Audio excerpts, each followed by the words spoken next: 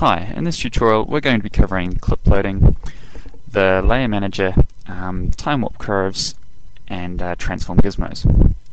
So the first thing I'm going to do is create a new character. And I'll start by loading our GameChar character preset rig. Now, one thing you may have noticed is that if you select a bone and set your transform gizmo to local, is that for Cat2 now the x-axis is the down axis. All bones now face down along the x-axis.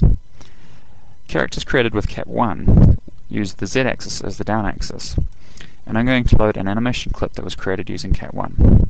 So to do this, I first need to change my character to using the z-axis. If I change this to z, now when we select our bones, we will notice that the z-axis is now our down axis.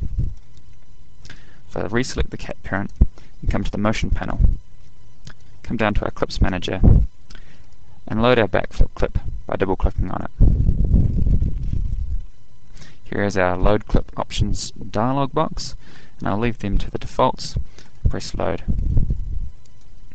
We have a new layer now in our layer stack, and I'll need to put my character into motion mode so I can see the motion.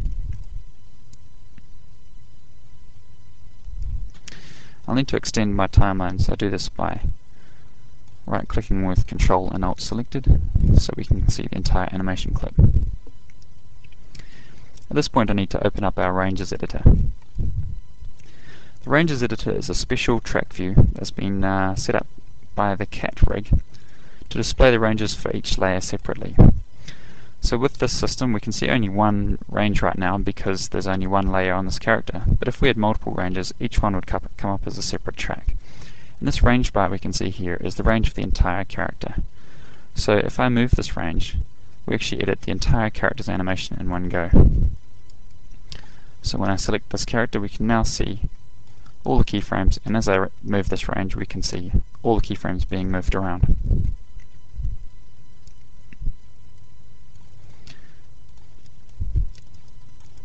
This special track view shows up a few things, and one of them is some more properties for each layer. The properties we can see here is the weights, global weights track, the time warp track, and the transform gizmo. So if I select any part of this character and come to the motion panel, we have this button called display the transform gizmo. If I press on this,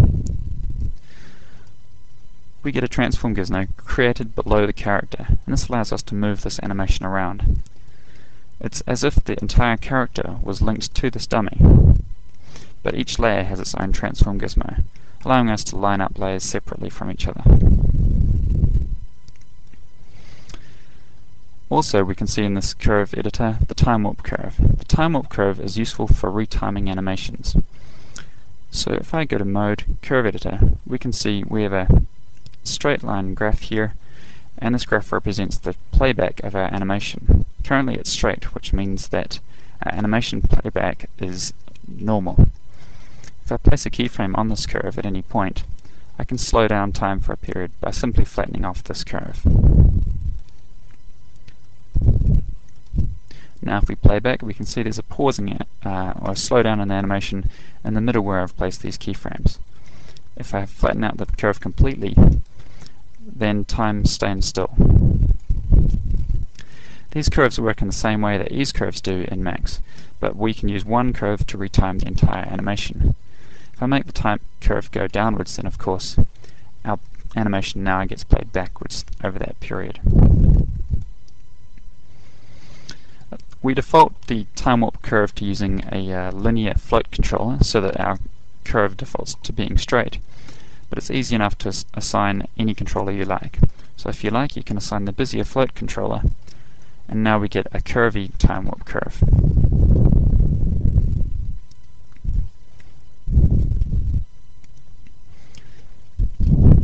I'm going to put this back to playing time as it's at its normal rate.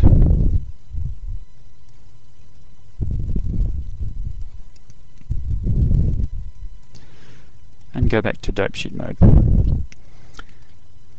Now in dope sheet mode we can see we have this extra toolbar popped up here called the position ranges toolbar. Normally, in Max, when you move a range bar around, it moves all the keyframes. But each track still has its own independent range setting. So if I select the thigh or the foot, the track for this foot is looping over this period here. And what we can do with this position ranges track is force the entire character to loop at the exact same frequency.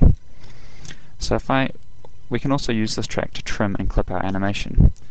So if I turn on position ranges and move the end of this track bar back, it doesn't now edit the keyframe positions, but only edits the range of the animation controllers. We can now see that the animation is not playing back the entire animation. In fact, it's set to loop at exactly this time range we have specified. And this is the whole purpose of position ranges. It's called decoupling your animation ranges from your keyframes and setting them to manual. If you want to get your animation back to its default settings, you press recouple ranges, and now our character goes back to playing the entire animation range. However, what we can also do is set the entire character to loop at a very specific frequency. And now every single animation track on this character is going to loop at exactly the same rate. To illustrate this, I need to open up one of the tracks in Track View. Show selected objects only to try and restrict our view. And if we open up the head and look at its animation track for this layer, we can see that although it has keyframes, its range is set to loop at exactly the frequency we specified in our ranges editor. So even though the last keyframe is maybe on frame 65, it will still loop at frame 95. Now the other functionality we can do with this ranges editor is set an entire layer to loop at using specific looping options. So if I go back to the curve editor mode and select this backflip track, we have the layer out of range looping options. So if I select this, we can select this whole layer to cycle. Now this whole character will cycle, and each track on the whole character will cycle at exactly the same range, time range as we specified.